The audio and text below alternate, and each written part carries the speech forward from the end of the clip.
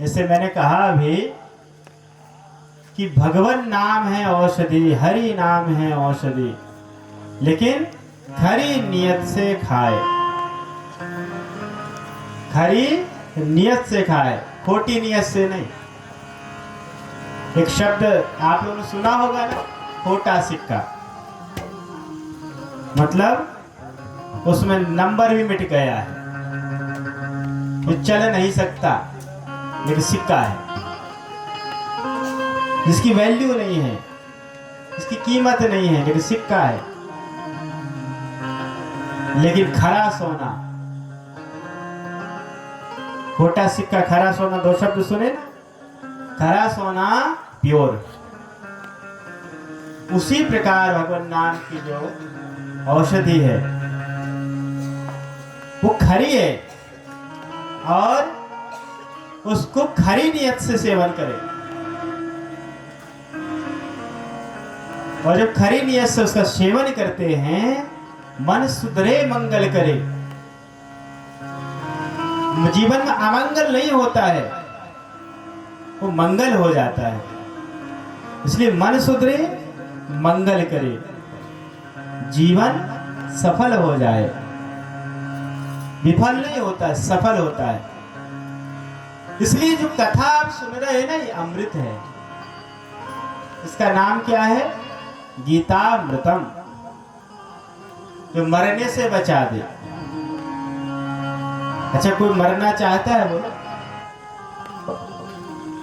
जितने बैठे हैं हमारे सामने, इनको अगर मैं कहूं कि तुमको मरना है, तो नहीं, अभी मुझे नहीं मरना, बहुत कुछ करना है, मेरे बच्चे हैं, मेरा परिवार है, मेरा घर है। अभी तो अगर आपको मृत्यु का पता चल जाए, बोध नहीं, पता चल जाए कि मैं मरने वाला हूं, तो आप क्या करोगे? बोलो, क्या करोगे आप? कुछ तो उपाय करोगे। पहले तो प्रॉपर्टी ठिकाने लगाएंगे, वो भी समय नहीं मिलेगा। फिर नहीं, कुछ लोग तो ऐसे हैं, मरने वाले ने फलाने को बुला दो, देख लेंगे, नहीं तो हमारे प्राण निकल जाएंगे, मिल लूं, हम उनसे मिल लें, उनको देख लें, हमारे पोते को देख लें, नाती को देख लें। ऐसे ही होता है।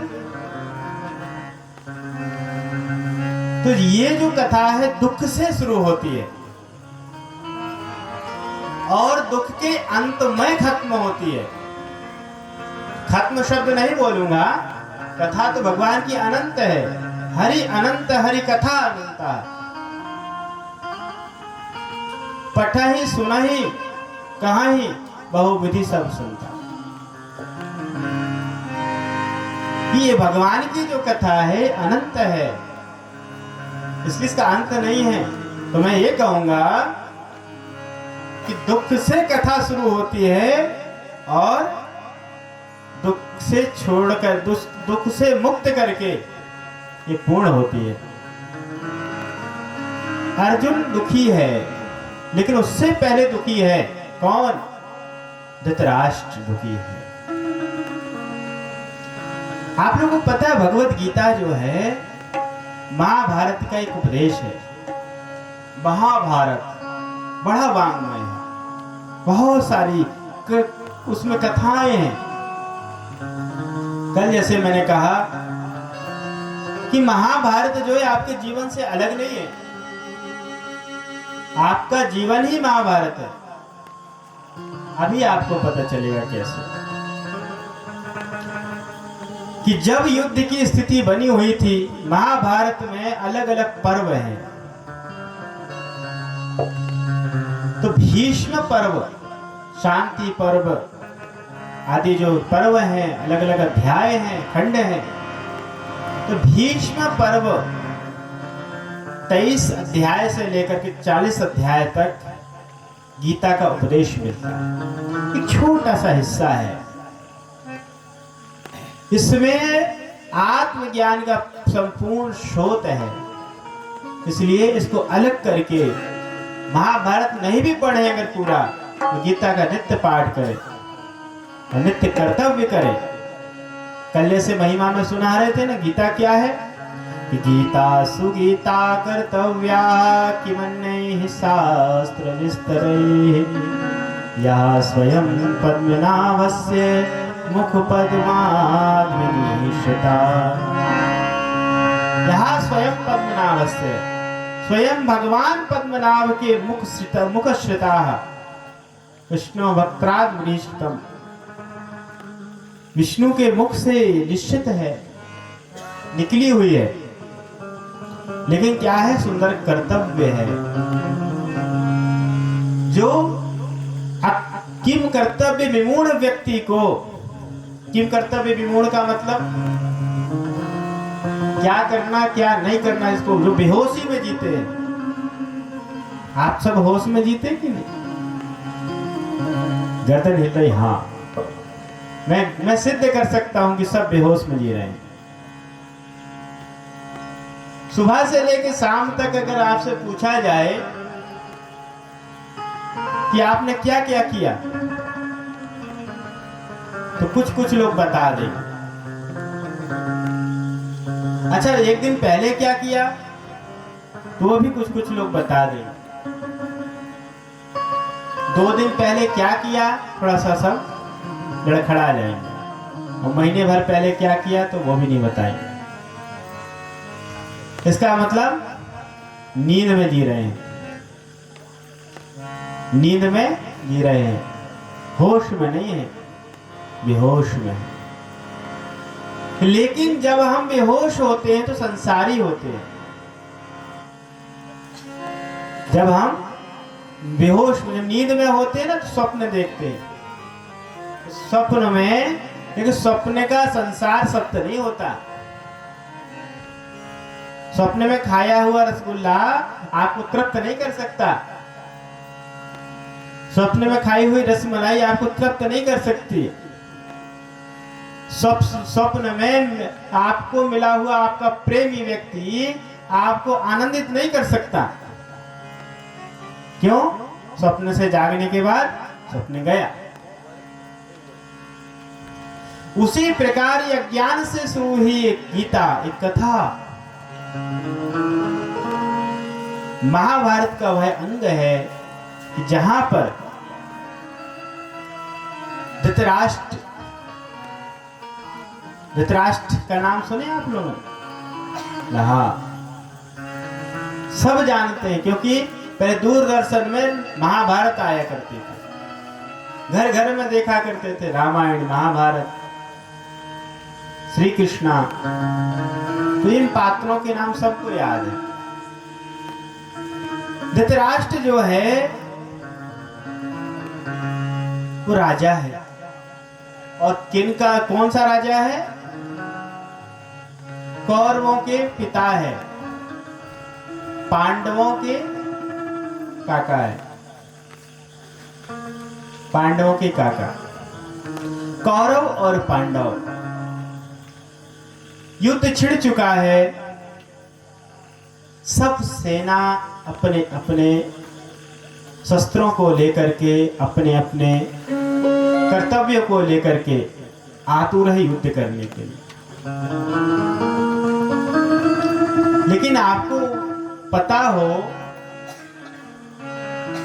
कि ये जो गीता आप सुन रहे हैं, ये कौन सी गीता है?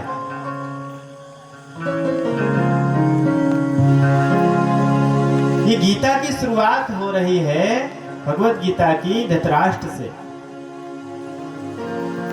और धृतराष्ट्र को संजय सुनाता है। धृतराष्ट्र व्याकुल हैं अपने महल में, क्योंकि दोनों आंख है नहीं उनकी। धृतराष्ट्र व्याकुल हैं अपने महल में, लेकिन संजय को बुलाते हैं। संजय कौन है? संजय धर्मात्मा है। संजय वह है जिसकी दृष्टि शुद्ध है। संजयः, जो सब प्रकार से विजय को प्राप्त है, जो समस्त भ्रम से निवृत्त है, वो संजय है। तो धृतराष्ट्र ने कहा कि धर्म क्षेत्रे कुरुक्षेत्रे समवेतायुत्सवाः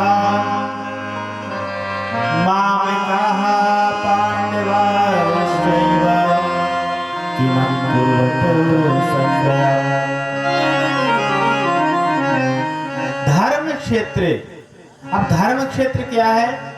संजय को बुलाते हैं और संजय से पूछते हैं कि हे संजय, तुम मेरे और कौरव के जो पुत्र, कौरव को मेरे और पांडव के पुत्र, क्या कि धर्म क्षेत्र कुरुक्षेत्र, धर्म क्षेत्र और कुरुक्षेत्र में, अब धर्म भूमि, आपको पता है धर्म क्या है? जिसको धारण किया जाता है वो धर्म है। धार्यते इति स धर्म, जो धारण करने योग्य है। अज्ञानी से अज्ञानी व्यक्ति भी दुर्गुणों को धारण करना नहीं चाहता।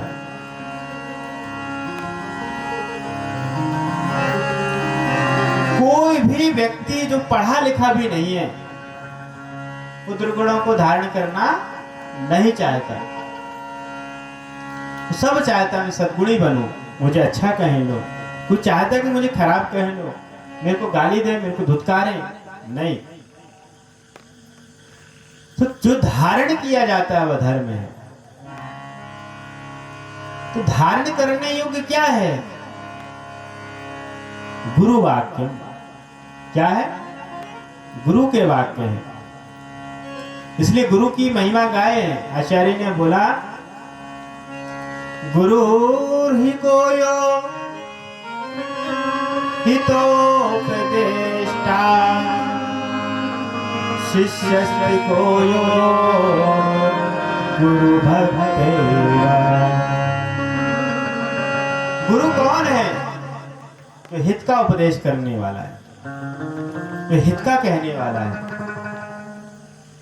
जो हमारे आनंद को बढ़ाने वाला है, हमारा अहित नहीं चाहने वाला है।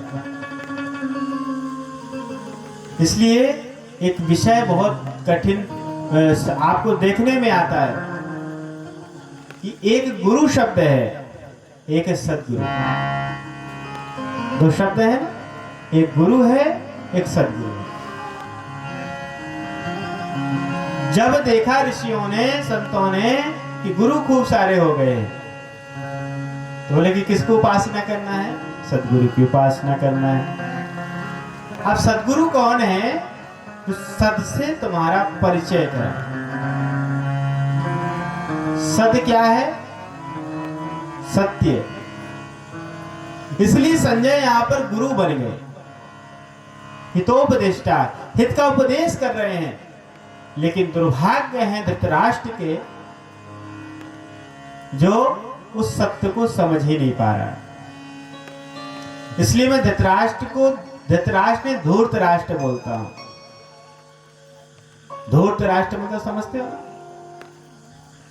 जिसके सामने सत्य है लेकिन सत्य को जानने की कला नहीं है, सत्य को जानने की समझ नहीं, विवेक नहीं है। बाहर की आंखें तो बंद हैं, लेकिन मोह की आंखें भी, अज्ञान विवेक की आंखें भी जिसकी बंद हैं वो मोहांध है। इसलिए बाह्य चक्षु उसके ठीक नहीं है, अंतर चक्षु भी बंद है। इसलिए वो बुलाता और क्या बोलता है कि धर्म क्षेत्रे कुरुक्षेत्रे समवेतायुत्सवाः मामकाः पांडवाश्चैव किमकुर्वत संजय। हे संजय, इस धर्म भूमि में और कुरुक्षेत्र में जहां कर्म किया जाता है, आपको लगेगा कि ये महाभारत युद्ध जहां हुआ है ना, तो जगह कहीं और होगी। मैं कहता हूं कहीं और नहीं है, इस बात की पुष्टि भगवान श्री कृष्ण करते हैं 13वें अध्याय में। और क्या बोलते हैं? इदं शरीरं कौन्तेय क्षेत्रमित्याभिधीयते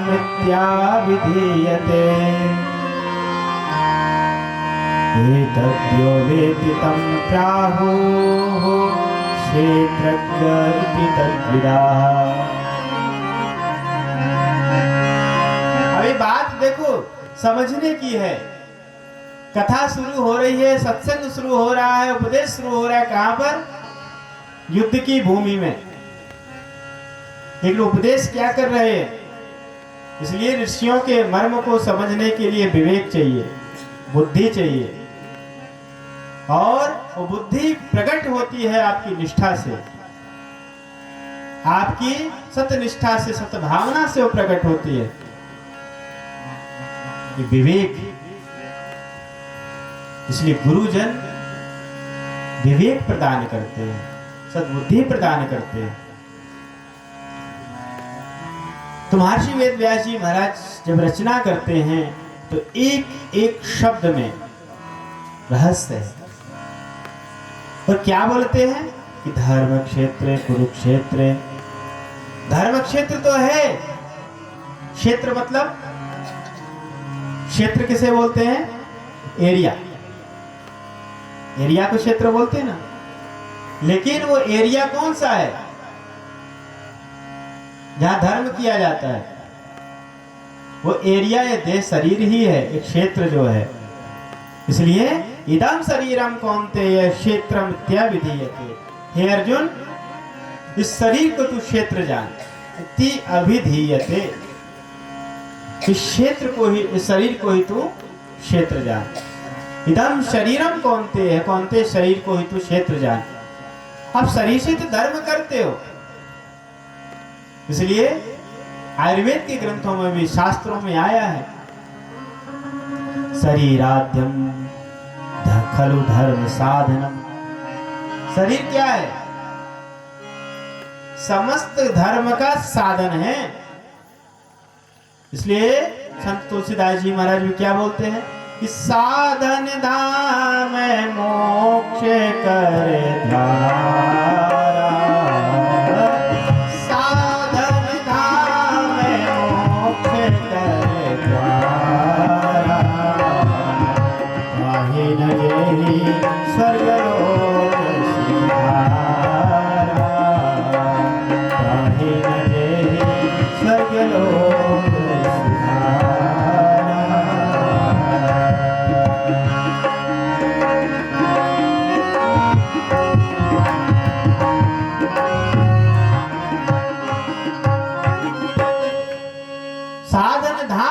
कर द्वारा। ये देह क्या है? साधन है।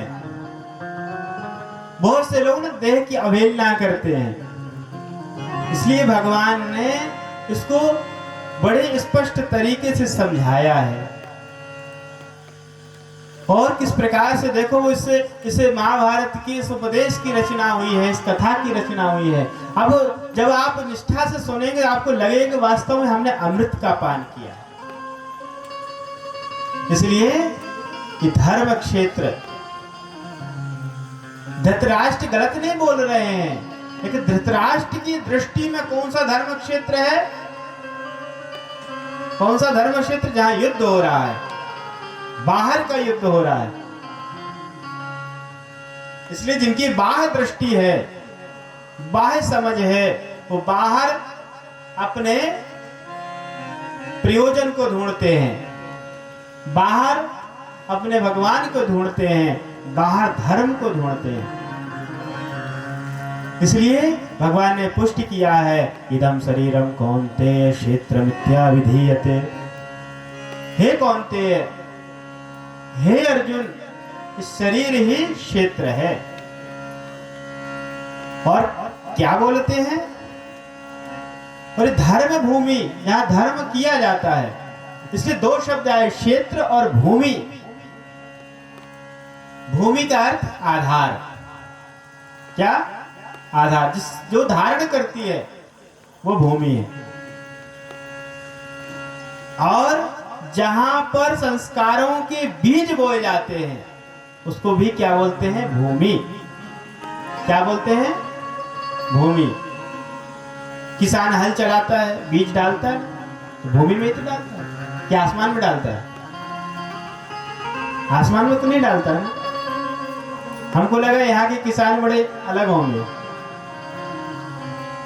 आप धरती में डालते हैं, भूमि में ही डालते हैं। इसलिए यहाँ पर दो शब्दों में संकेत किया है कि धर्म क्षेत्र कुरुक्षेत्र। धर्म क्षेत्र कुरुक्षेत्र में कुरु का अर्थ होता है करो। क्या होता है? संस्कृत जो थोड़ा थोड़ा पढ़े होंगे तो कुरु का अर्थ होता है करो, उपदेश कर रहे हैं। मैंने कल बोला था ना कि नारायण जब राम रूप में आते हैं तो मर्यादा सिखा करके जाते हैं और उपदेश करके नहीं, जी करके सिखाते हैं। धीरे धीरे और विकृति आती है द्वापर में, त्रेता में, द्वापर में परिवर्तन हुआ। समय का परिवर्तन होता है ना, तो बोले भगवान ने कहा कि अब यहाँ ना जी के नहीं, इसको कह करके कराना पड़ेगा। इसलिए यहाँ आदेशवाचक कि जहां पर कर्म किया जाता है वो क्षेत्र, तो जबरदस्ती। इसलिए बहुत सारे लोग कर्म से बचते हैं। अर्जुन भी बचने लगा था कर्म से, लेकिन भगवान ने कहा अर्जुन ऐसे बिना कर्म के तू नहीं रह सकता, तेरे को बलात् कर्म करना पड़ेगा। तू बिना कर्म के रह नहीं सकता। कोई व्यक्ति रह सकता है बिना कर्म के? बोले कि नहीं, मैं तो बिल्कुल खाली बैठा रहता हूं। बैठना भी तो कर्म है कि नहीं? नहीं, मैं तो बैठता हूँ, चलता हूँ, सारे कर्म है। अब चलो मान लो कि तुम शरीर से कुछ नहीं कर रहे हो, ले मन तो चल रहा है, समाधि पुरुष तो है नहीं कि मन चल रहा है, वो भी तो कर्म है। मन से कर्म कर रहे हो, इसको मानस कर्म बोला है। मन से सत्कर्म कर रहे हो, मन से दुष्कर्म कर रहे हो। इसलिए देह दो प्रकार के हैं, एक सूक्ष्म देह है और एक है स्थूल देह। क्या? एक सूक्ष्म देह और स्थूल देह, दो प्रकार के शरीर हैं। इसलिए यहां संकेत में कहा है इदं शरीरम कौन्तेय क्षेत्रमित्याभिधीयते अभिधीयते। ऐसा जो जान लेता है कौन्तेय, हे अर्जुन, हे कुंती पुत्र, इस शरीर को जो क्षेत्र जान लेता है, एतद्यो क्या कि एतद्यो वेत्ति तम प्राहु आहु तम आहु। ऐसा जो समझ लेता है, जान लेता है, क्षेत्रज्ञ इति अभिधीयते। क्षेत्रज्ञ इति तद्विदाः, वो क्षेत्रज्ञ हो जाता है। क्षेत्रज्ञ में ज्ञा मतलब जानना, क्षेत्रज्ञ जानने वाला हो जाता है। और किसको जानने वाला हो जाता है? इस क्षेत्र को जानने वाला हो जाता है। अच्छा बताओ, तुम्हारे शरीर की पीड़ा पड़ोसी जानता है कि तुम जानते हो? बोलो। शरीर का दुख है तुम्हारे बच्चे जानेंगे, तुम जानोगे? तुम ही तो जानते हो। उस शरीर का सुख कौन अनुभव करता है? तुम ही अनुभव करते हो। अच्छा, जागने का सुख तो तुम अनुभव करते हो, करते कि नहीं? कि मैं जाग रहा हूं, देख रहा हूं, अभी सुन रहा हूं, मेरे अपने बैठे हुए हैं, अच्छा लग रहा है, सत्संग में बैठे हुए हैं। तुम ही सुनते हो ना, तुम ही देखते हो, तुम ही जानते हो ना।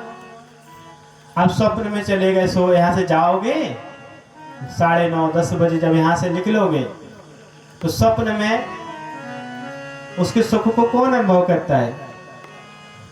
तुम्हारे बच्चे, तुम्हारा पति, तुम्हारी पत्नी, तुम्हारे माता, तुम्हारे पिता। सपने के सुख को, दुख को कौन अनुभव करता है? तुम ही तो करते हो ना, करते कि नहीं? और जब स्वप्न भी नहीं है,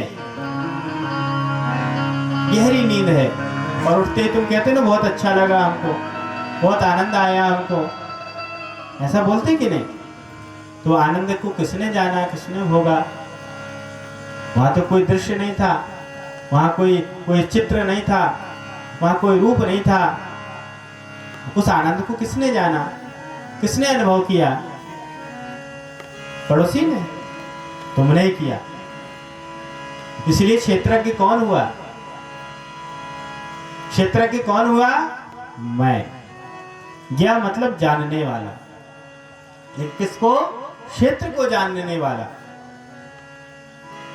इसलिए देह ही क्षेत्र है। इसलिए जो बुद्ध, भगवान बुद्ध की परंपरा में एक उपासना है, एक साधना है, उसको कहते कायानुपशी साधना। क्या बोलते? कायानुपशी साधना। इसको एक शब्द में कहें विपत्सना, है ना?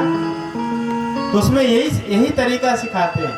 तुम देखो देखो देखो, एक किसको देखो? पहले अंगूठे को देखो, पैरों को देखो, फिर शरीर को देखो, शरीर की क्रियाओं को देखो। ऐसे से देखने की तो कला सिखाते हैं। तो बात समझने की है कि यहाँ पर किस क्षेत्र की बात कर रहे हैं। जिसे मैंने कल भी बोला, आज भी बोला कि ये जो कथा तुम सुन रहे हो, तुम्हारे बाहर की नहीं, तुम्हारे अंदर की कथा है। जिसकी कथा है? तुम्हारे अंदर की। इसलिए जब तुम मोहांध होते हो, मोह में फंसते हो, अज्ञान में हो, तो किसी न किसी ज्ञानी का सहारा पकड़ना चाहते, ढूंढना चाहते हो। कोई ज्ञानी पुरुष, कोई सत्पुरुष का सहारा मुझे मिल जाए, इससे कि मैं बेसहारा ना हो जाऊं। लेकिन सत्पुरुषों का सहारा मिलते हुए भी हम उसको समझ नहीं पाते हैं, हम उसको जान नहीं पाते हैं। आपके जीवन में भी कुछ सत्पुरुष ऐसे हों, इसलिए पूरे जीवन भर कृष्ण को किसी ने नहीं समझ पाए। कुछ विरले हैं जो समझ पाए, जिस पे कृपा हो गई। न धृतराष्ट्र समझ पाया, न दुर्योधन समझ पाया। अर्जुन भी बाद में समझा कि कृष्ण कौन है। वह समझता है, अर्जुन तो कहता है कि हे कृष्ण, हे यादव, हे सखेति अजानता अजानता महिमानं तमेदं। हे कृष्ण, मैं अज्ञान से, जब कृष्ण को जानता है, कृष्ण कौन है। कृष्ण कोई देह नहीं है, कृष्ण कोई व्यक्ति नहीं है, कृष्ण कोई शरीर नहीं है। तो जब जान गया तो कहता है कि क्षमा प्रार्थना कि मैं तुमको अज्ञान में यादव भी कहा, मैंने अज्ञान से तुमको कृष्ण कहा, मैंने अज्ञान से तुमको सखा कहा, मुझे क्षमा कर। इसलिए भगवान की ये माया है कि आपस में तुम भूले रहो, आपस में तुम भूले रहो। अगर सब याद कर लो कि जो मैं हूं वही सब है, सोहम सोहम अलग निरंजन, जो सब है वही मैं हूं, तो तुमको ख्याल आ जाए तो फिर आपस में कैसे व्यवहार होगा। इसलिए सब भूल रहे। अज्ञान का पर्दा पड़ा हुआ है धृतराष्ट्र की आंखों में। इसलिए संजय को बुलाता है और कहता है, धर्म क्षेत्रे कुरुक्षेत्रे समवेता युत्सवाः। तो एकत्रित हुए हैं ना युद्ध के लिए, युद्ध की भूमि में। ये युद्ध की भूमि में जो एकत्रित हुए हैं ना, कौन? काम, क्रोध, लोभ, मोह, ईर्ष्या, द्वेष, अहंकार, ये तो इकट्ठे हुए हैं। और अर्जुन पांडवों के साथ, पांडव पुत्र अर्जुन, उसके साथ कौन खड़ा है? भगवान खड़े हैं। और पूछ रहा है धृतराष्ट्र, कह रहे हैं कि युद्ध की इच्छा वाले जो लोग हैं, अब देखो उसका अब वो सिद्ध करना चाहता है कि मेरी इच्छा नहीं थी युद्ध, लेकिन उसने क्या क्या बोला, युद्ध की इच्छा वाले जो लोग हैं। और आपको बता दूं, अब संजय से ही क्यों पूछा, संजय से ही क्यों पूछा, किसी और को बुला लेते, किसी और को सूचना दे सकते थे और उसको बुला करके उससे पूछ सकते थे। आपको पता है, महाभारत के युद्ध को अच्छी प्रकार से देखने की कला, दिव्य दृष्टि जिसको बोलते हैं, वो 3 लोगों को प्राप्त थी। कितने? 3 लोगों को। एक कौन? वेद व्यास जी महाराज स्वयं। एक जो भगवान जिसको स्वयं दिव्य दृष्टि दे रहे हैं, अर्जुन। और एक जो है संजय। व्यास जी महाराज की कृपा से जिसको दिव्य दृष्टि प्राप्त हुई, और इस बात को धृतराष्ट्र जानते हैं, इसलिए संजय को बुला के कहते हैं कि युद्ध सवाहा माम कहा। अब देखो, जब मैं और मेरा जो जीवन का जो तथ्य है ना, मैं और मेरे से जुड़ जाता है, वही विनाश होता है, वही युद्ध होता है।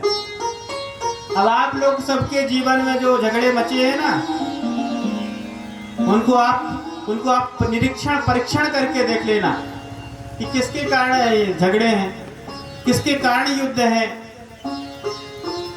तो एक ही बात पकड़ में आएगी, कौन सी? मैं और मेरा। और ये महाभारत युद्ध भी मैं और मेरे की वजह से हो रहा है।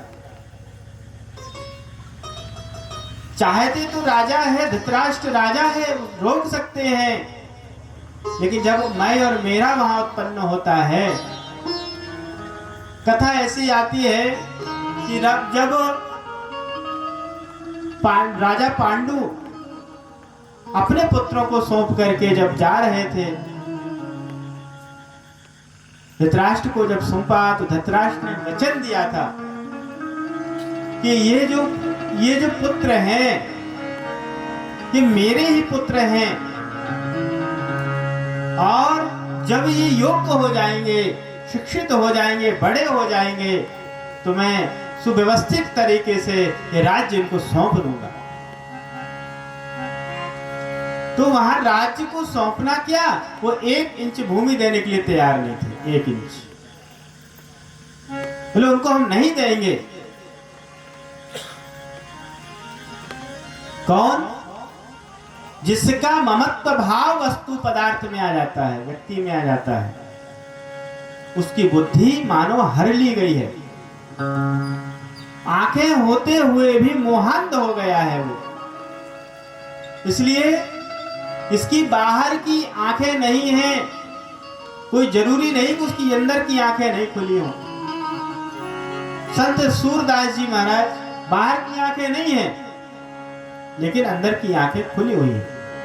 एक परम पूज्य वृंदावन के बड़े अच्छे दिव्य मूर्ति, दिव्य संत स्वामी शरणानंद जी महाराज, इनके विषय में शायद आप लोगों ने सुना होगा। मानव सेवा संघ एक संस्था है, उनके रहते उनकी विचारधारा पे वो संस्था स्थापित हुई। मैं उनकी कुछ पुस्तकें पढ़ा, बल्कि जो हमारे शिक्षा गुरु, हमारे गुरुदेव, उनके दर्शन किए हैं, उनसे मिले हैं। बड़े विरक्त भाव में रहते, लेकिन उनको फोटो में मैंने दर्शन किए। बाहर की आंखें नहीं है उनकी, लेकिन रोज रोज वो ठाकुर जी के दर्शन करने के लिए जाते हैं। बांके बिहारी ठाकुर जी के दर्शन के लिए जाते। तो एक दिन किसी ने कहा कि आप रोज रोज मंदिर किस लिए आते हैं? बोले दर्शन के लिए आता हूं। बोले आपकी तो आंखें नहीं, आप क्या दर्शन करते हो? कि मेरी आंखें नहीं तो उसकी तो आंखें हैं। मेरी आंखें नहीं है तो उसकी तो आंखें हैं, जो अंदर बैठा हुआ है वो देख लेता है। इसलिए आंख कान मुख बंद कर, आंख कान मुख बंद कर, नाम निरंजन ले,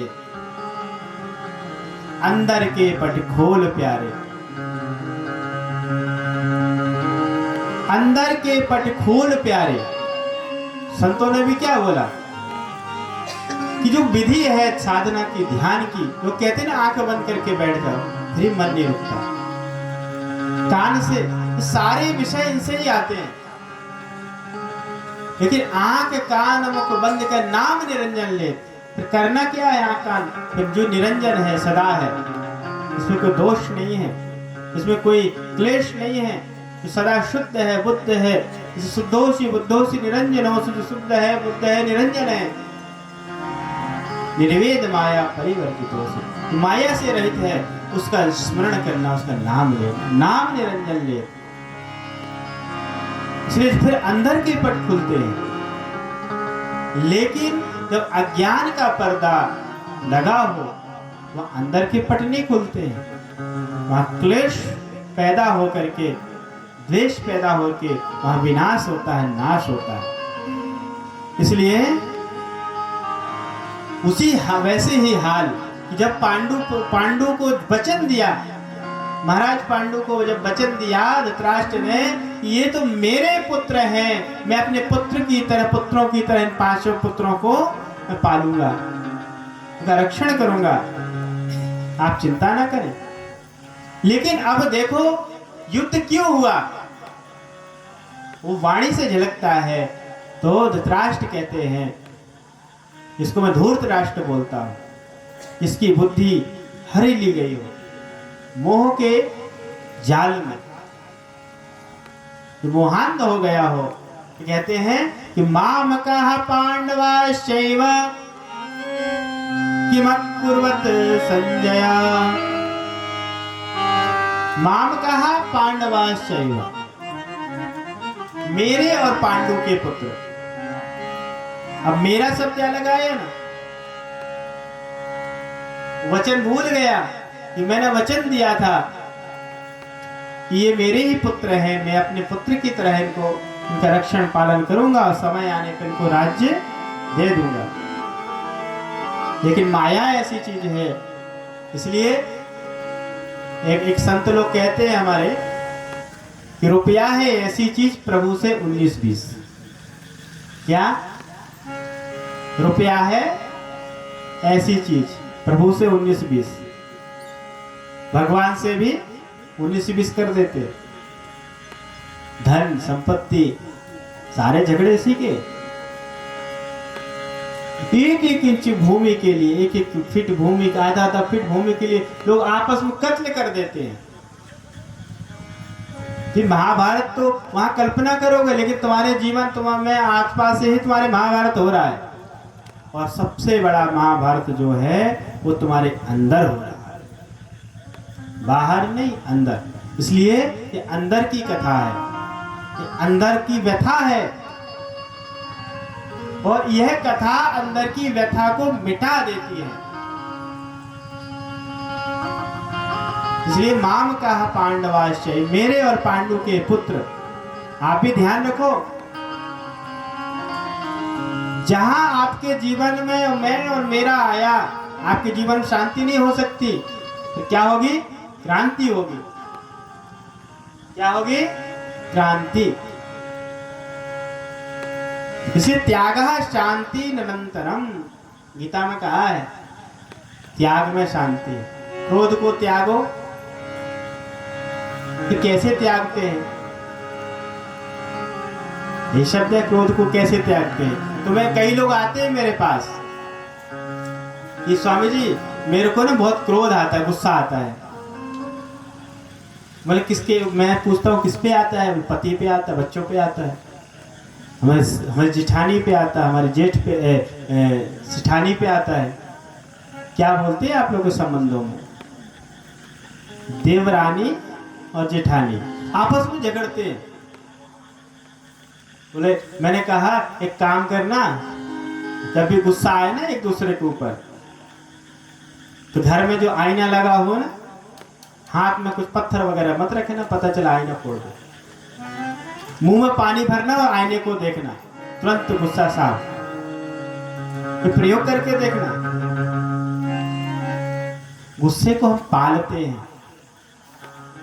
मैं भी कुछ हूं, तो बताती हूं तुझे, बताता हूं तुझे। लेकिन इस सारे के सारे युद्ध की, सारे के सारे झगड़े की जो जड़ है वो आपकी मैं और मेरे की भावना है। क्या है? मैं और मेरे की भावना। इसलिए इस कथा की शुरुआत ही इन शब्दों से होती है और अंत जब इन शब्दों का अंत हो जाता है तब इस व्यथा का भी अंत होता है। इसलिए अर्जुन ने कहा है, अर्जुन सुना, अभी अर्जुन का कोई प्रसंग नहीं है, अभी धृतराष्ट्र का प्रसंग है। और फिर एक शब्द और आया है कि पहले तो कहा माम कहा पांडवाश्चैव, मेरे और पांडु के पुत्रों ने क्या किम अकुर्वत। अकुर्वत शब्द जो है ना ये भूतकाल का है। भूत भविष्य वर्तमान होता है ना, तो अकुर्वत जो शब्द है ये भूतकाल का है। तो आपको लगेगा कि गीता बाद में लिखी गई है, ऐसे ही कि मेरे और पांडु के पुत्रों ने क्या किया, मतलब वो हो चुका है घटना। वहां 18 दिन ही तो युद्ध चला और शायद माघ मास की जो एकादशी अभी जो आने वाली है 1 दिसंबर को, उसमें गीता जयंती, ऐसे गीता जयंती जिस दिन गीता कही गई, लिखी गई, लोक कल्याण के लिए प्रदत्त हुई, उस दिन को गीता जयंती बोलते हैं। तो ये जो गीता जो आप सुन रहे हैं, ये कथा जो सुन रहे हैं गीतामृतम, इस शब्द से पता चलता है कि एक ये जो घटना हो चुकी, अब उस घटना को जान करके संजय धृतराष्ट्र को सुना रहा है कि धृतराष्ट्र यहाँ पर राजा है, लेकिन संजय यहाँ पर बुद्धिमान है। अब संजय सुना रहा है, बोल रहा है, क्या हो रहा है वहां पर। कथा शुरू होती है कि दृष्ट्वा तु पांडवानीकं व्यूढ़ं दुर्योधनस्तदा आचार्यमुपसंगम्य राजा वचनमब्रवीत्। कि दृष्ट्वा तु पांडवानीकं व्यूढ़ं दुर्योधनस्तदा। अब संजय बोल रहा है, किसको सुना रहा है कथा? धृतराष्ट्र को। किसको? धृतराष्ट्र को। ये सारे धृतराष्ट्र बैठे हुए यहाँ पर, ये मत सोच लेना अभी संजय बन गए। जब ईमानदारी से सुनोगे तब जाकर के तुम्हारा संशय मिटेगा और कथा की लगन, चाह इसके अंदर होती है तो वास्तव में वो उसका लाभ लेता है। इसलिए तो दृष्ट्वा तु पांडवानीकं व्यूढ़ं दुर्योधनस्तदा आचार्यमुपसंगम्य राजा वचनमब्रवीत्। कुछ समय राजा दुर्योधन ने व्यूह रचना युक्त, अब कौन सुना रहा है? संजय। राजा दुर्योधन। दुर्योधन कौन है? आपको पता शायद नहीं होगा कि दुर्योधन का नाम शास्त्रों में सुयोधन भी मिलता है। क्या? सुयोधन। महाकवि भास हुए हैं, उनके ग्रंथों में महाभारत के ऊपर उन्होंने काव्य लिखे हैं। उनके ग्रंथों में दुर्योधन शब्द नहीं मिलता, सुयोधन। जिसकी बुद्धि सुंदर है, बुद्धि रूपी धन सुंदर है, वही सुयोधन है। जिसका विवेक जागृत है वही सुयोधन है। अब दूषित हो जाए तो दुर्योधन बन जाता। इसलिए यहां सुयोधन की बुद्धि दूषित है, इसलिए यहां शब्द प्रयोग किया है दुर्योधन। क्या शब्द प्रयोग किया है? दुर्योधन। तो कहते हैं कि दृष्ट्वा तु पांडवानीकं व्यूढ़ं दुर्योधनस्तदा, कि राजा दुर्योधन ने व्यूह रचना युक्त पांडवों की सेना को, पांडवानीकम जो पांडवों की सेना है, तो कहते हैं दृष्टवा, देख करके। ये देखने की भी बड़ी कला है। ये तो बाहर तुम देख लेते हो कौन झगड़ रहा है, कौन पक्ष है कौन प्रतिपक्ष है। किसी का झगड़ा हो रहा है तो देख रहे हैं तो तुम छुड़ा लोगे जाकर के, थोड़ा सामर्थ्य हो तो 2 डंडे सर में और खा लो। लेकिन ये यहाँ पर ना अंदर देखने की है। जब बुद्धि दूषित होती है फिर भी उससे देखो। इसी जिसकी बुद्धि दूषित हो गई है वो कौन है? वो दुर्योधन है। इसलिए दुर्योधन क्या देख रहा है? दृष्ट्वा तु पांडवानीकम, पांडवों की जो सेना है उसको देखकर और आचार्योपसंगम्य, कि द्रोणाचार्य के, आचार्य कौन है यहाँ पर? उपसंगम्य, उप माने पास, कि आचार्योपसंगम्य राजा वचनम अब्रवीत, पास जाकर के वचन कहा। कि कौन? संजय सुना रहा है धृतराष्ट्र को। अभी पांडवों के विषय में नहीं, क्योंकि उसने एक शब्द बोला है, माम कहा पांडवाश्चैव, पांडवों के विषय में बाद में सुनाएगा, लेकिन पहले स्वयं के विषय में सुनाएगा कि माम कहा, मेरे और पांडु के पुत्रों ने। तो पहले पांडु जो उसके पुत्र हैं, कौरव जिसको बोलते हैं, कौरव पुत्रों की घटना वो सुना रहा है। तो यहाँ पर सबसे बड़ा जो पुत्र है वो है दुर्योधन। इसलिए वो क्या कर रहा है उसको पहले सुनना चाहते। आप भी तो सबसे पहले पड़ोसी के पुत्र को थोड़ा ना तुम सुनना चाहते हो। पड़ोसी तुम तो पहले सबसे पहले अगर तुम्हारे बच्चे कहीं गए हों, किसी काम पे गए हों, तो कहे मेरे बच्चे कैसे हैं, पहले अपना ही तो सुनना चाहोगे। तो ये हाल इसके भी है। इसलिए ये आपसे अलग नहीं है ये कथा। फिर कहते हैं कि पश्येतां पांडुपुत्राणाम आचार्य महतिं चमूं व्यूढ़ां द्रुपद पुत्रेण तव शिष्येण दीनताम्। पश्येतां पांडुपुत्राणाम आचार्य महतिम चमू, महतिम मन महान, कि हे आचार्य, आचार्य को सुना रहा है। और आचार्य को देखने के लिए पहले तो उसने स्वयं देखा किस प्रकार से पांडवों की सेना खड़ी हुई है, और फिर आचार्य के पास जाकर के कहता है, क्या कहता है? हे आचार्य, आपके बुद्धिमान जो शिष्य हैं, अब देखो व्यंग है, क्योंकि शिष्य वो भी है, दुर्योधन भी शिष्य है द्रोणाचार्य का, और पांडव भी शिष्य है। लेकिन कहते हैं आपके जो बुद्धिमान शिष्य है ना, कहीं ना कहीं यहां दुर्योधन भी उनको स्वीकार रहा है कि साधारण नहीं है, जिनका मैंने सारी संपत्ति सारा व्यवस्था छीन ली, 1 इंच भूमि देने के लिए तैयार नहीं हूं, फिर भी वो युद्ध के लिए खड़े हुए हैं। तो साधारण बुद्धि के नहीं है, साधारण बल के नहीं है, तो बलशाली हैं, प्रभावशाली हैं।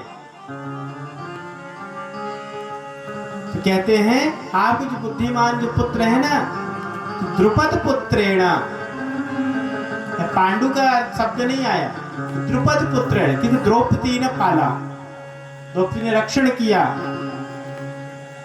तो माता द्रौपदी के पुत्र, इसे द्रुपद पुत्रेण, कि द्रुपद पुत्र धृष्टद्युम्न द्वारा, धृष्टद्युम्न के द्वारा व्यूढ़ाम पांडुपुत्राणाम, कहते हैं व्यूहाकार खड़ी हुई जो सेना है पांडु के पुत्रों की। व्यूहा, व्यूह मतलब रचना, व्यूह मतलब जाल, घेरा, व्यूह मतलब घेरा, जाल, उसको व्यूह कहा गया है। इसलिए यहां कहते हैं कि व्यूहाकार जो खड़ी हुई जो सेना है किसकी, पांडु पुत्राणाम, पांडु के पुत्रों की, कि एताम महतिम चमू, कि इस बड़ी भारी सेना को देखिए। आप देखो, एक शिष्य गुरु को दिखा रहा, गया गुरु के पास, कुछ देखा उसने, अब वो दिखा रहा है कि देखिए, पश्च देखिए कौन कौन खड़े हैं। ये अहंकार है। जब शिष्य गुरु को दिखाने लगे, और आज के चेले ऐसे ही, आज के शिष्य लोग हैं, वो गुरु से जानने नहीं आते, गुरु को बताने आते हैं कि मैं कुछ हूं, मैं कुछ जानता हूं। आप ना जान करके भी अधूरे ज्ञान से कुछ पूछते हैं। जैसे रास्ते में जाते हो ना, तो हाईवे में पहुंचे या हाईवे में पहुंचना है, तो रास्ता दो ऐसे पड़े, लोगों से क्या पूछते हो कि पुणे का रास्ता है क्या? ऐसा बोलते हो कि नहीं? अरे ये पूछो, ये रास्ता कहाँ जाता है, तो सामने वाला बताएगा कि रास्ता फलानी जगह जाता है। तो आप क्या पूछते हो कि पुणे का रास्ता है, जिसका मतलब पहले से आप जान रहे हो, लेकिन उसको पुष्ट करना चाहते हो, इसलिए ज्ञानी नहीं बन पा रहे हो।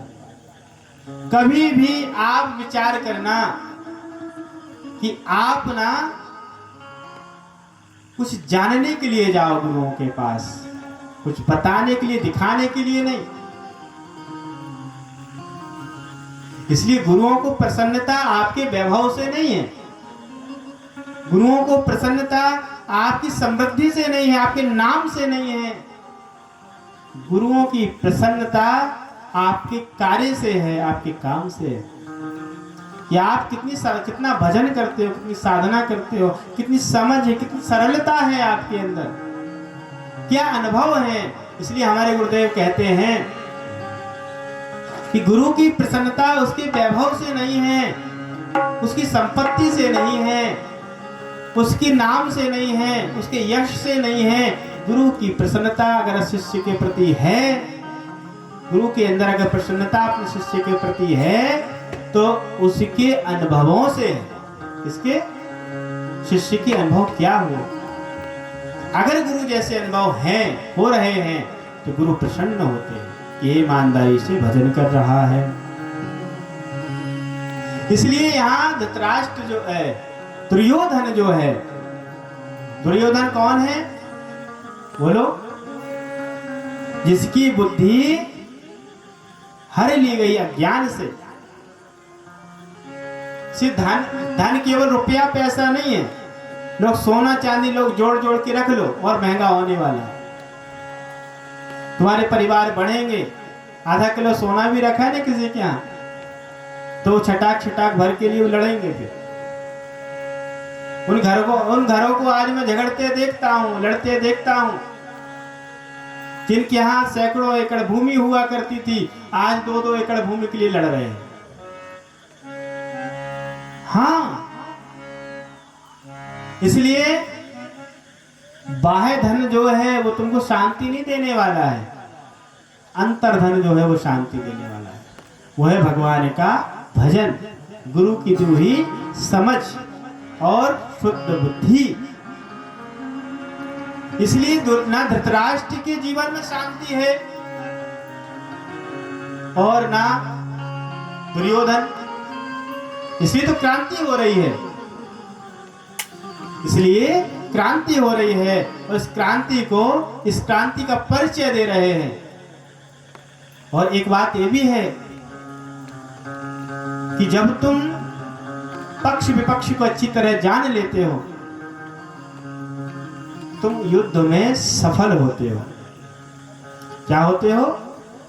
युद्ध में सफल होते हो। इसलिए यहाँ पर पश्येताम पांडुपुत्राणाम देख करके अलग अलग इस प्रकार से यहाँ वर्णन किया। और क्या किस किस प्रकार से भी उनकी शौर्य रचना किस प्रकार से है वो यहाँ पर किया। अब यहाँ पर देखिए संजय अब कौरव पुत्रों को दुर्योधन आदि का परिचय दे दिया। किसको? धृतराष्ट्र को। अब देते हैं पांडवों का परिचय। पांडव क्या कर रहे हैं? तो संजय कहता है कि एव मुक्तो ऋषिकेशो गुडाकेशेन भारता सेनयोरुभयोर्मध्ये स्थापयित्वा रथोत्तमम् भीष्मद्रोण प्रमुखताः सर्वेषां समहीक्षिताम् उवाच पार्थ पश्येताम् समवेतान् कुरुनिति। उवाच पार्थ पश्येतान् समवेतान् कुरुनिति। संजय कह रहा है क्या? एव मुक्तो ऋषिकेशो, हे धृतराष्ट्र, हे भारत। अब देखो यहाँ पर दोनों अर्जुन को जब भगवान कहते हैं तो अर्जुन, जब भारत शब्द भगवान प्रयोग करते तो अर्जुन के लिए, क्योंकि कौरव और पांडव किसके वंश के हैं? बोलो, भरत के वंश के हैं, राजा भरत के वंश के हैं, जो महान, जिसके नाम से भारत का गौरव हुआ, भारत का नाम पड़ा, आर्य भूमि का नाम भारत पड़ा, जैसे आर्यवर्त का नाम भारत पड़ा।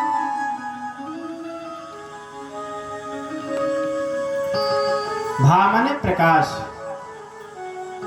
ज्ञान, और जो ज्ञान में जहां लोग रत रहते हैं वो है भारत। इसलिए यहां पर देखिए कि हे धृतराष्ट्र, हे भारत, गुडाकेश एव उक्ताः, कि जो अर्जुन द्वारा इस प्रकार जो कहे गए हैं वचन, अर्जुन ने जो वचन कहे हैं क्या? कि ऋषिकेशास उभयोर सेनयोर बद्धे। तो ऋषिकेश कौन है? आप लोग को पता है ऋषिकेश किसको बोलते हैं? भगवान श्री कृष्ण को।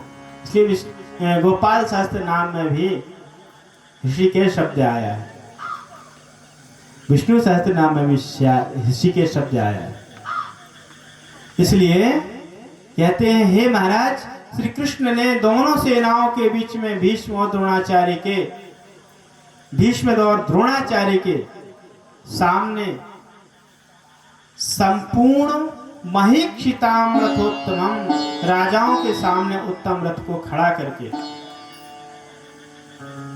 अर्जुन ने क्या कहा? सेनयोर उभयोर मध्ये रथम स्थापयमेत्। हे अच्युत, हे कृष्ण, मेरे इस रथ को दोनों सेनाओं के मध्य में लेके जाओ। अब दुर्योधन ने क्या किया था? क्या बोला था? कि दिखा दिया अपने आचार्य को, ये पांडु के, आपके बुद्धिमान पुत्र हैं, ये शिष्य हैं, पांडु के पुत्र, द्रुपद पुत्र, ये शिष्य हैं आपके, ऐसे ऐसे खड़े हुए हैं, ऐसे ऐसे। लेकिन जब अर्जुन की बारी आई, अर्जुन ने क्या किया? एक पक्ष में खड़े होके नहीं, आप एक पक्ष में होकर के सोचते हो, जो बुद्धिमान पुरुष है वो दुई पक्ष के मध्य होकर के जाता है। आप एक पक्ष में रहकर के सत्य का अवलोकन नहीं कर सकते हो, सच्चाई का अवलोकन नहीं कर सकते हो। इसलिए यहां पर क्या बोला? सेनयोर उभयोर मध्ये रथम स्थापयमेत्। हे अच्युत, दोनों सेनाओं के मध्य में मेरे इस रथ को लेके चलो, कि मैं देख सकूं, दोनों सेनाओं के दोनों तरफ मैं देख सकूं।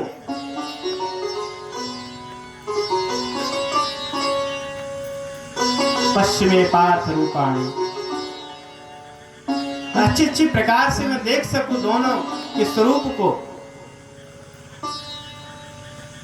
आप अपने जीवन में ऐसे ही होते हो ना, साधना का जो रास्ता है ना, मध्यस्थ मार्ग है, अनेकानेक मार्ग हैं, लेकिन पक्ष और विपक्ष, सत और असत दोनों के मध्य होकर के जब आप देखोगे, माया और ब्रह्म के मध्य होकर के जब आप देखोगे, तब दोनों के सत्य को जान सकते हो। इसलिए उपनिषदों में भी कहा है, विद्यांचा विद्यांचा, विद्या और अविद्या स्तद वेदोभयं सह, इसके उभय को जो जानता है तो वही सत्य को जान पाता है। इसलिए ये जो उपनिषद, जो गीता है ना, गीतोपनिषद, इसको अभी कल महिमा में हमने सुनाया था। गीता क्या है? उपनिषदी है, औपनिषदी है कि सर्वोपनिषदो गावो दोग्धा गोपाल नंदना, ये आया था कल महिमा में। वेद व्यास जी महाराज कहते हैं कि सर्वोपनिषदो गावो दोग्धा गोपाल नंदना, पार्थो वत्सा सुधीर भोक्ता, दुग्धम गीतामृतम महत्। पार्थो वत्सा सुधीर भोक्ता, जो अर्जुन है ना, पार्थ, वो सुधीर सुंदर भोक्ता है, लेकिन किसका, कौन सा भोक्ता है? दुग्धम गीतामृतम महत्, गीता रूपी दुग्ध का पान करने वाला है। लेकिन कृष्ण कौन है? उपनिषद रूपी गायों से ज्ञान का अमृत दोहने वाला है। कृष्ण कौन है कि उपनिषद रूपी गायों से ज्ञान का अमृत दोहन करने वाला है। इसलिए जो अर्जुन है इतना तो समझदार है। अब एक प्रश्न उठता है कि अर्जुन के साथ ही भगवान क्यों खड़े हैं? अर्जुन के साथ ही भगवान क्यों खड़े हैं? कौरवों के साथ भी हो सकते, क्योंकि बुलाने के लिए, निमंत्रण देने के लिए दुर्योधन भी गया था। कृष्ण हमारे पक्ष में रहे, अर्जुन भी गया, नहीं कृष्ण हमारे पक्ष में रहे। आपको पता है, एक निवेदन होता है, एक आदेश होता है। तो कभी कभी निवेदन से बातें बन जाती हैं और आदेश से बिगड़ जाती हैं। इसलिए बड़ी बड़ी करुणा में संत लोग कहते हैं, मेरा निवेदन है, मेरी प्रार्थना है। तो अर्जुन प्रार्थना लेके गया था, निवेदन लेके गया था, और जो दुर्योधन है, वो क्या लेके गया? पत्र, निमंत्रण लेके गया कि आप मेरे पक्ष में रहें। अब मेरे, लेकिन उसका तरीका दोनों का अलग है।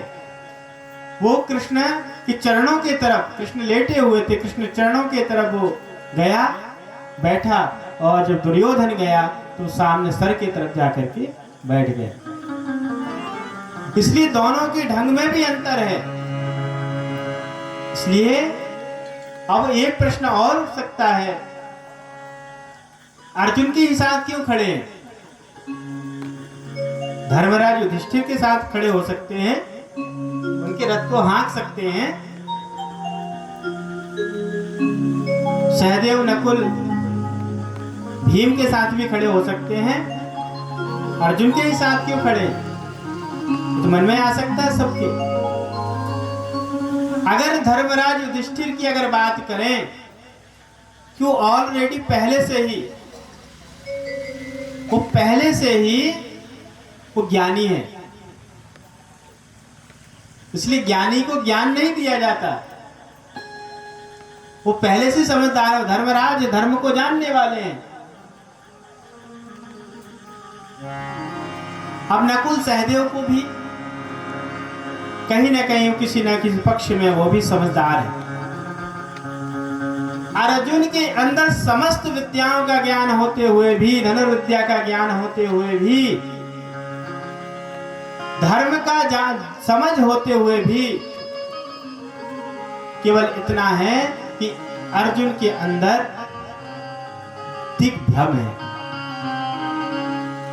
वो समझ नहीं पाता है। लेकिन थोड़ा ज्ञान है, मैंने कहा ना, आप रास्ता भी पूछते हो, थोड़ा ज्ञानी बन के पूछते हो। आप किसी संत के पास जाते हो तो अपनी बात पुष्ट करने के लिए पूछते हो कि मैं ऐसा ऐसा करता हूं, मैं ठीक करता हूं क्या? और अधूरी बात भी पूछते हो कि मैं ऐसा साधन करता हूं, ठीक है ना? अब ठीक है ना तो खुद ठीक कर लिए। जो कर रहे हैं वो ये नहीं जानना चाहते हैं कि हमारा उत्तम रास्ता कौन सा होगा। इसलिए हम क्या है, हम पहले से थोड़ा थोड़ा ज्ञानी है। अर्जुन भी वैसे ही है, अर्जुन थोड़ा थोड़ा समझदार है। लेकिन जब कृष्ण जैसे उनको सखा मिल जाए, कृष्ण जैसे भ्रातृ मिल जाए, कृष्ण जैसे सारथी मिल जाए, और कृष्ण जैसे जब उनको गुरु मिल जाए, तो अर्जुन को भटकने से कोई रोक सकता है क्या? अर्जुन को भटकने देगा क्या कृष्ण? अर्जुन तो फिर उसकी सदा ही विजय है।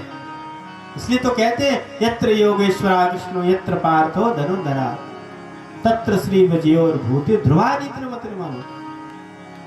जहाँ कृष्ण है वहाँ अर्जुन है, वहाँ विजय और विभूति सदा निवास करने वाली है। गोविंदा गोपाला भज मुरली मनोहर नंदलाला। गोविंदा गोपाला भज मुरली मनोहर नंदलाला। गोपाला भज मुरली मनोहर नंदलाला।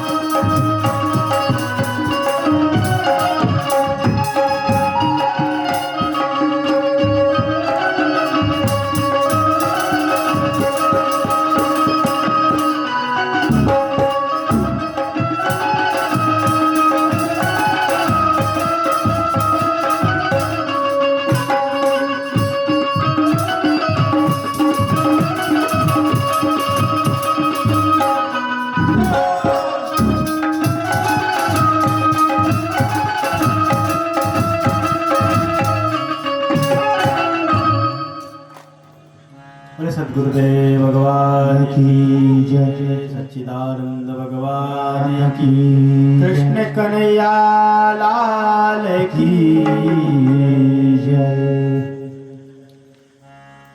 अब जब संजय ने बोला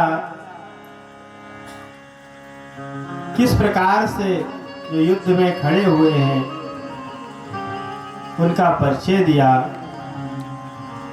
और कि जैसे जिस प्रकार से दुर्योधन ने दिखाया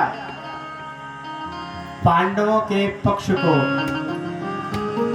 उसी प्रकार से अर्जुन ने भी देखा और दिखाया। लेकिन किस प्रकार से देखा और दिखाया?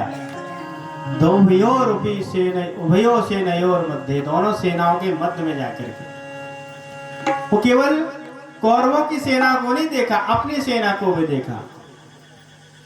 और आपको पता है ना कि जब अपनों को देखते हैं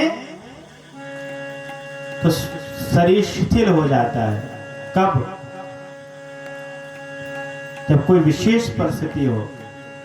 अपनों की मृत्यु किसी को अच्छी लगती है क्या? अपनों की मृत्यु किसी को अच्छी नहीं लगती, अपनों का दुख भी किसी को अच्छा नहीं लगता। अब अर्जुन के अंदर विशेषता है कि वहां पर परिचय दिया क्या कि ये तुम्हारे शिष्य, बुद्धिमान शिष्य आचार्य को। लेकिन यहाँ पर तो दोनों सेनाओं के मध्य गया, अर्जुन से रथ को खड़ा कराया कि वहां ले चलो रथ को। तो अर्जुन के अंदर मैं और मेरा नहीं है, केवल दिग्भ्रम है, केवल सत्य से अभी परिचय नहीं है। तो दोनों सेनाओं को देखता है, उसका परिचय कराता है और क्या बोलता है कि दृष्टेवं स्वजनं कृष्ण युत्सुं समुपस्थितं किसीदन्ति मम गात्राणि मुखं च परिशुष्यते। कि देखो कि हे कृष्ण, दृष्टेवं स्वजनं कृष्ण, हे कृष्ण जब मैंने अपने स्वजनों को देखा, कौन? अर्जुन ने जब अपनों को देखा। आपको पता है साधना भी एक युद्ध से कम नहीं है, अपनों को मिटाना कम नहीं है। कि बाहर मार काट की गीता नहीं है, शुरू हुई है वहां पर महाभारत के युद्ध में। लेकिन संपूर्ण गीता में आप देख सकते हो कि बाहर के युद्ध की चर्चा ही नहीं है, ये अंतर युद्ध की चर्चा है, अंतर व्यथा की चर्चा है इसमें। और अंतर के पट खोल प्यारे, अंदर के पट खोलने की चर्चा है, अंतर चक्षु को जगाने की चर्चा है। लेकिन जब हमने कहा ना अर्जुन बन के सुनना, कि जो अर्जुन यहाँ पर कह रहे हैं वैसे आप सुनना।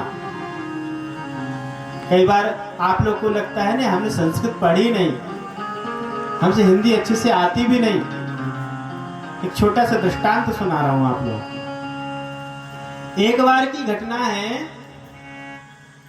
कि जब चैतन्य महाप्रभु का नाम सुने आप लोगों ने? सुना? चैतन्य महाप्रभु भक्ति काल के अद्भुत महापुरुष, संत, अवतारी पुरुष, हम जितने शब्द उनको दें, युग जैसे युग पुरुष, युग के परिवर्तन को लेकर के भगवान कहते धर्म, इस धर्म की रक्षा के लिए हम संभवामि युगे युगे, युग में समय में मेरा प्रादुर्भाव होता है। भगवान ने ऐसे तो बोला है। तो उस समय की बात है कि जब नए वृंदावन की रचना हो रही थी,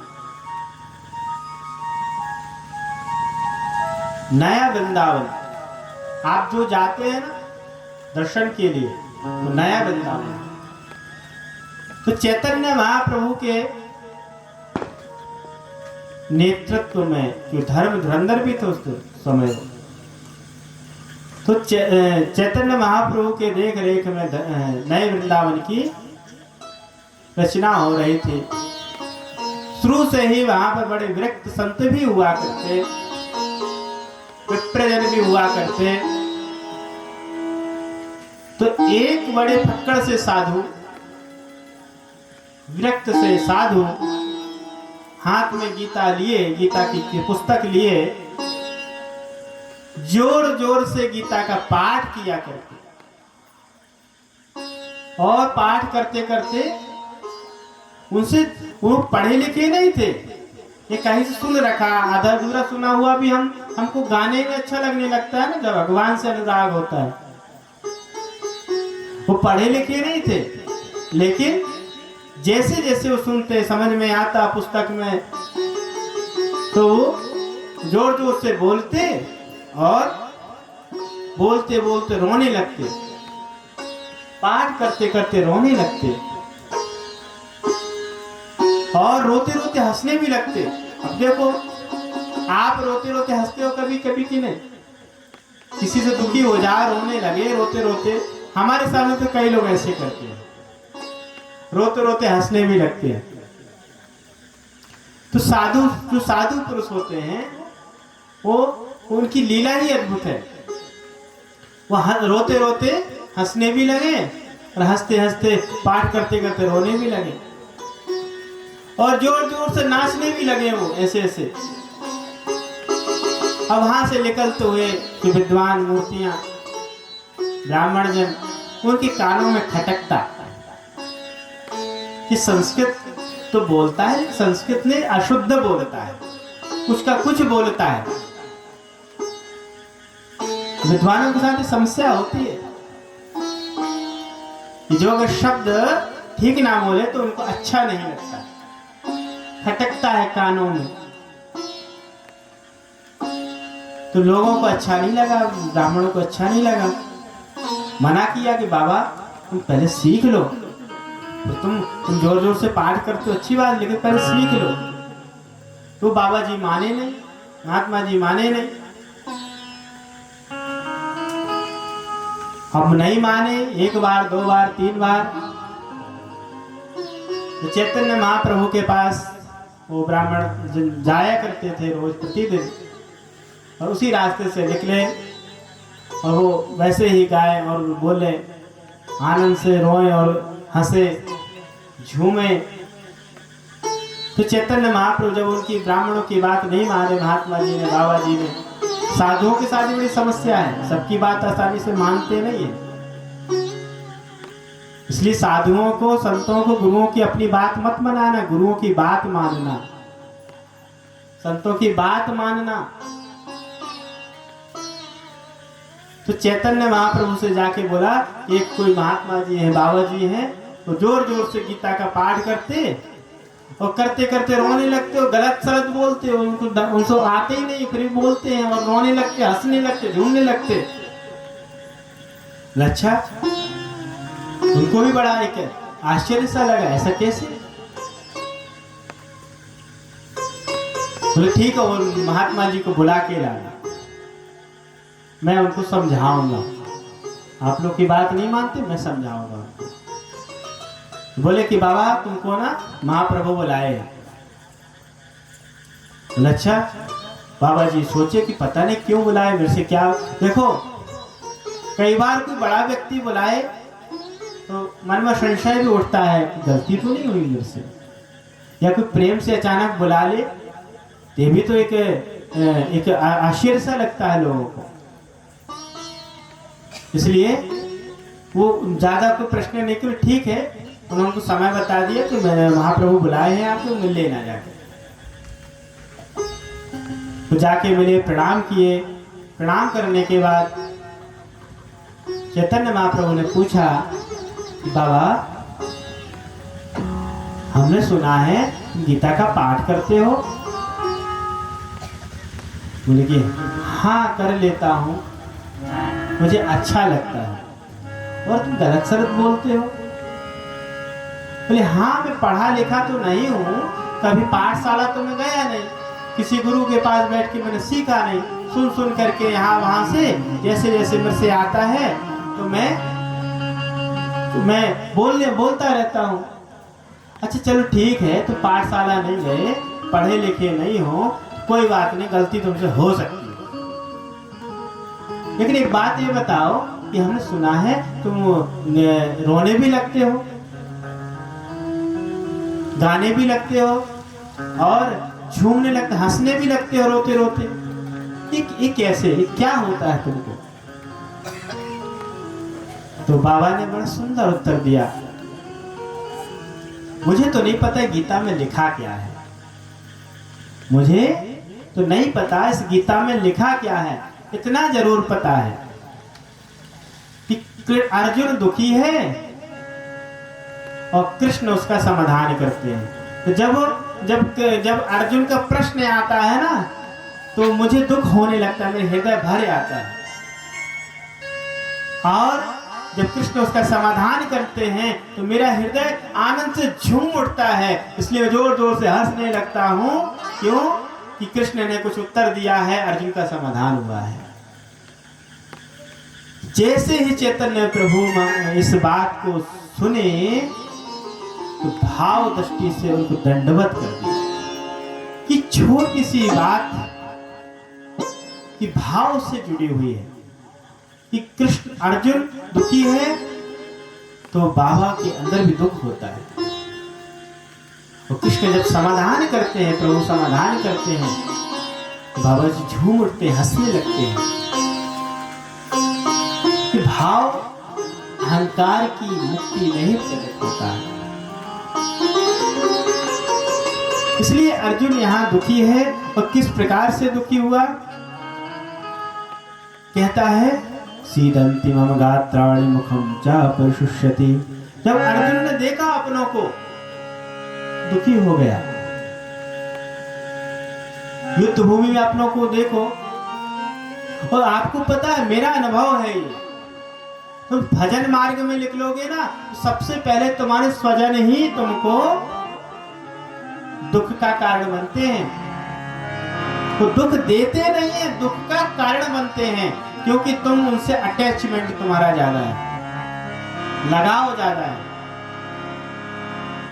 पड़ोसी के यहां कोई चला जाए या दुखी हो जाए तो उतना दुख तुमको नहीं होगा।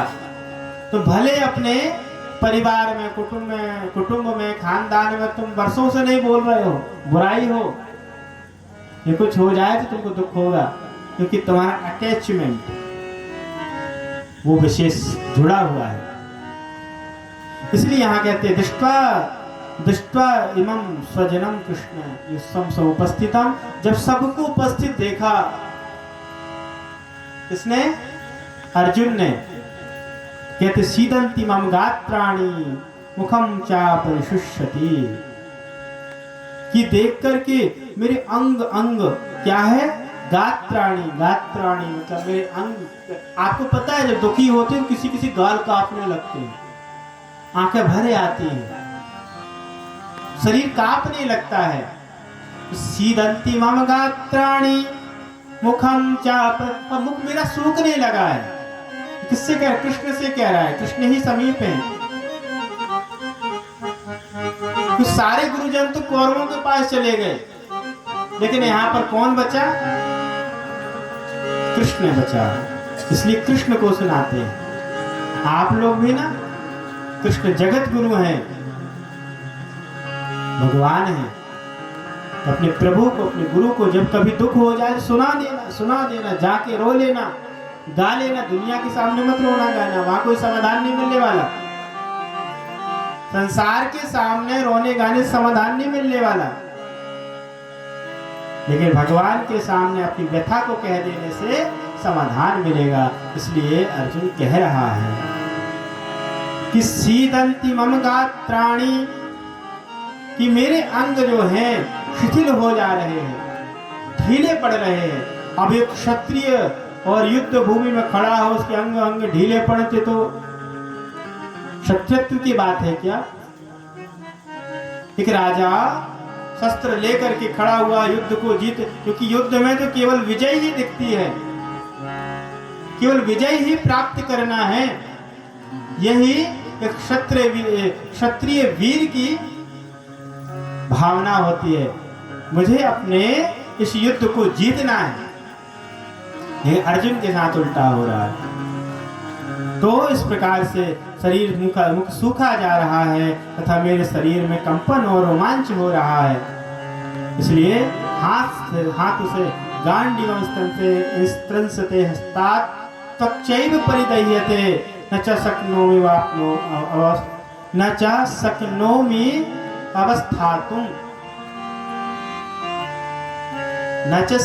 अवस्थातुं भ्रमतीव च मे मनः। कि हाथ से मेरा धनुष गिरा जा रहा है और त्वचा भी बहुत जल रही है। कहते ना, जब शरीर कांप रहा, कमजोरी होती है, कमजोरी होती भोजन के ना करने से, शरीर में आहार अच्छे से ना होने से वो भी कमजोरी होती है। और एक कमजोरी होती है दुख में भी, कमजोरी होती, शरीर कांपने लगता है, कुछ करने को मन नहीं करता है। ऐसे कई लोगों को सुनने में आता है, उन्हें कुछ करने का मन नहीं करता है। क्यों? मेरे घर में दुख हो गया है, मुझे दुख आ गया है, मेरा फलाना परिजन नहीं रहा, मेरी वस्तु गुम गई है, मेरे यहाँ चोरी हो गई है। तो कहने का मतलब अर्जुन भी कह रहा है कि मेरा धनुष जो है, गांडीव जो है, गिरा जा रहा है और त्वचा भी बहुत जल रही है और मेरा मन भ्रमित सा हो रहा है, इसलिए मैं खड़ा रहने को भी असमर्थ हूँ। ये व्यथा है अर्जुन की, व्यथा है। और फिर अर्जुन के विपरीत विचार समझ चलने लगे। जब आप व्यथा में रहते हैं, दुख में, तो उससे नेगेटिव विचार भी खूब चलते हैं। इसलिए कहता है अर्जुन कि निमित्तानि च पश्यामि विपरीतानि केशव, न च श्रेयो निपश्यामि हत्वा स्वजनमाहवे। निमित्तानि च पश्यामि विपरीतानि केशव। हे केशव, मैं लक्षणों को भी विपरीत सी देख रहा हूं। लक्षणों को विपरीत देख रहा हूं मतलब शरीर की स्थिति, मन की स्थिति डामाडोल है। और कहते युद्ध में स्वजन समुदाय को मारकर भी कल्याण कहाँ होने वाला है। आहा, जब आपको मैं अपने मन को मारने की बात आए ना, मैं मतलब मन, कहते इसमें कहाँ कल्याण होने वाला है। विकल्प ढूंढते हो नहीं, ठीक है, सीधा सीधा मिल जाए। महाराज कुछ सरल उपाय बताओ, कुछ ना करने पड़े मिल जाए, कुछ ना सोचना पड़े मिल जाए। ऐसे एक बच्चा है, ग्रस्त में है। एक बार तिरुपति बालाजी गए तो मेरे कान पे के पास ही वो बैठ गया। उसके पालथी की तरफ मैंने सर लगा करके सो गया। तो रात में अचानक बोलता है, स्वामी जी। तो मैंने कहा हाँ बोलो, मैं भी साधु बन सकता हूँ क्या? मैंने कहा हाँ बिल्कुल बन सकते हो। फिर थोड़े चुप हो गया।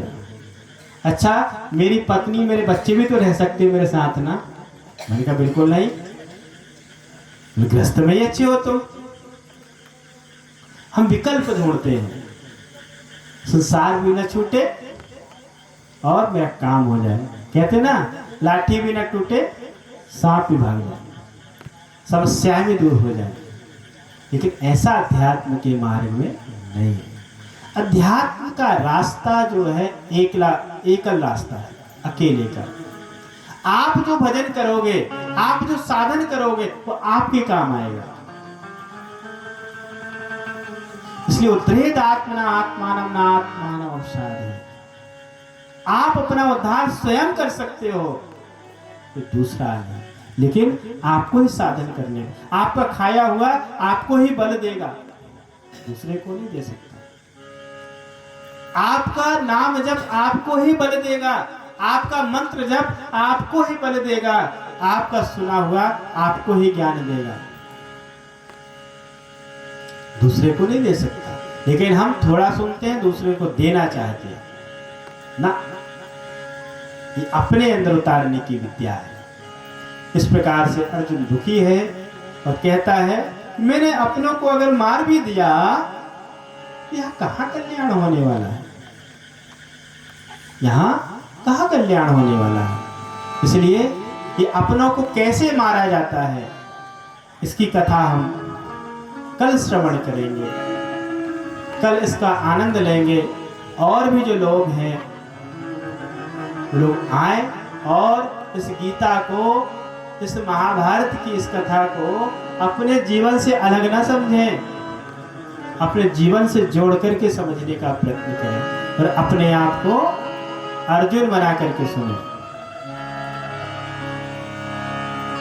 और जितने अनुराग से, जितनी निष्ठा से, जितने समर्पण से आप सुनेंगे, उतना ही आपका कल्याण होगा। इसलिए ये विद्या मृत्युम अविद्या मृत्युम तीर्थवा विद्यामृतम अश्नुते। विद्या जो है मृत्यु से पार लेकर के जाती है। इसलिए इस कथा का नाम क्या है, बोलो? गीतामृतम। क्या है? गीतामृतम, गीता रूपी अमृत। अब किसी का नाम गीता है तो ये ना बोले कि मैं ही अमृत हूं। हाँ, लेकिन हो सकता तुम ही अमृत हो, लेकिन जब तुमको बोध हो जाए कि मैं ना मरने वाली हूं या ना मरने वाला हूं, तब तुम अमृत हो। लेकिन जब तक शरीर है, देह है, जगत है, रूप है, इंद्रियां हैं, विषय हैं, सारे नष्ट होने वाले हैं। इसके आगे की कथा कल हम सुनेंगे। किस प्रकार से अर्जुन यहाँ विलाप करता है, रोता है, फिर भी भगवान उसको छोड़ते नहीं है। तो सोचता है कि मैं युद्ध से मैं वापस चला जाऊं, लेकिन जब कृष्ण ने हाथ पकड़ा है, कृष्ण ऐसे जाने वाले नहीं है। इसलिए आप भी अपना हाथ और कृष्ण का सहारा ले लो, अपने गुरु का सहारा ले लो। इसलिए कृष्णम वंदे जगत गुरु, बोले सच्चिदानंद भगवान की जय, सद्गुरुदेव भगवान की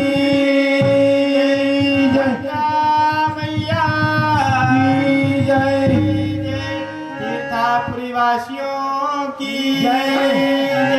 नमः पार्वती पते हरे हरे महादेव।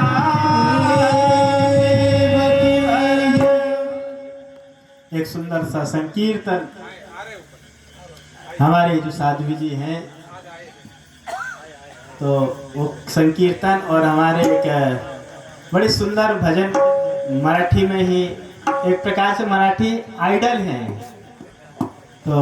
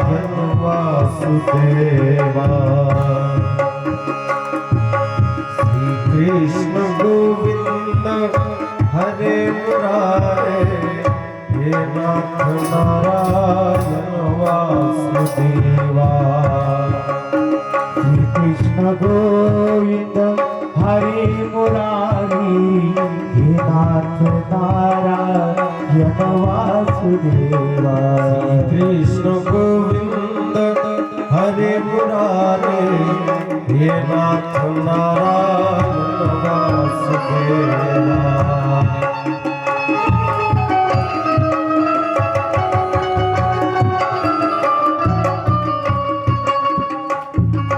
श्री कृष्ण गोविंद हरे मुरारी हे नाथ नारायण वासुदेवा श्री कृष्ण गोविंद हरे मुरारी हे नाथ नारायण वासुदेवा श्री कृष्ण गोविंद हरे मुरारी हे नाथ नारायण वासुदेवा श्री कृष्ण गोविंद हरे मुरारी हे नाथ नारायण वासुदेवा श्री कृष्ण गोविंद हरे मुरारे हे नाथ नारायण वासुदेवा श्री कृष्ण गोविंद हरे मुरारे हे नाथ नारायण वासुदेवा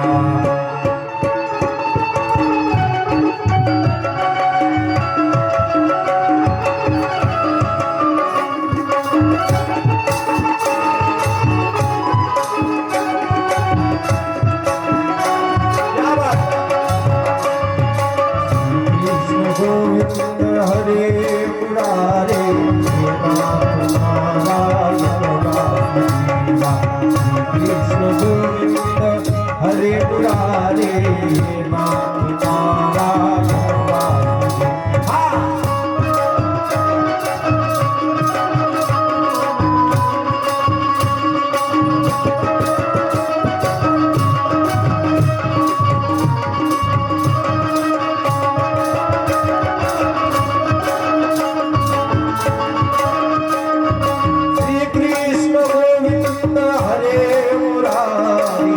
हे नाथ नारायण वासुदेवा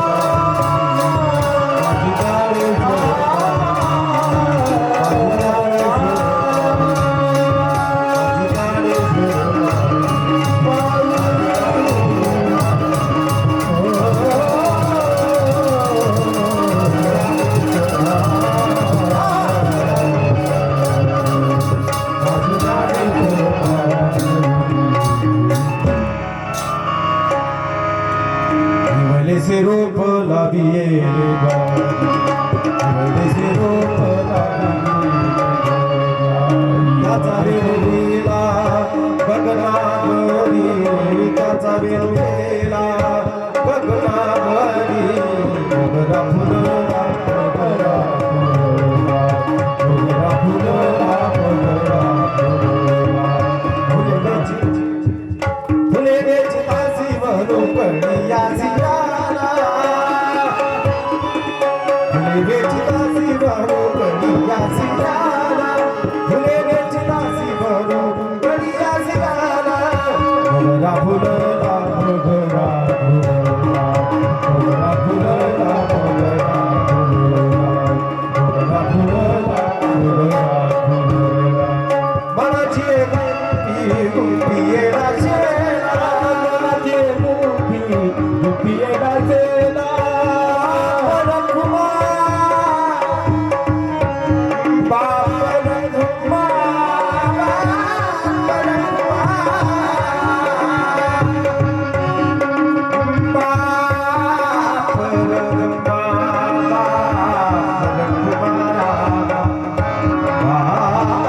रघुमा, बाप रघुमा देवी वरून विठ्ठल रघुला।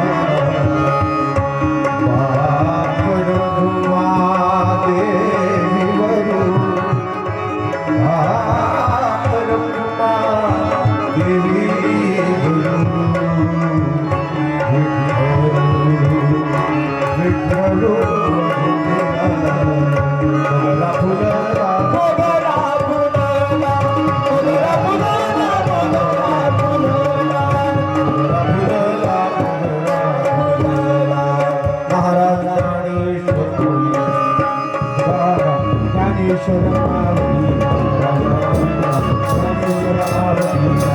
माऊली तुकाराम। जय विठ्ठल, जय विठ्ठल, जय विठ्ठल, जय जय बापुली लेले पुरे गेली, बापुली पुरे राजा बाप राग महाराज तुकामळे ज्ञानेश्वरा रागा पाया खरा क्षमा राग महाराज नामदेव तुकाराम, नामदेव तुकाराम, नामदेव तुकाराम, नामदेव तुकाराम, नामदेव तुकाराम, नामदेव तुकाराम। भूमी पवित्र ते देणारे गोश्री ज्ञान राजा आदविला महामंडळासी नमस्कार माझा। श्री सद्गुरु ज्ञानेश्वर कुंडली गवळदेव हरी विठ्ठल, श्री ज्ञानदेव तुकाराम, पंढरीनाथ महाराज की, गोपाल कृष्ण भगवान की। हर हर हर हर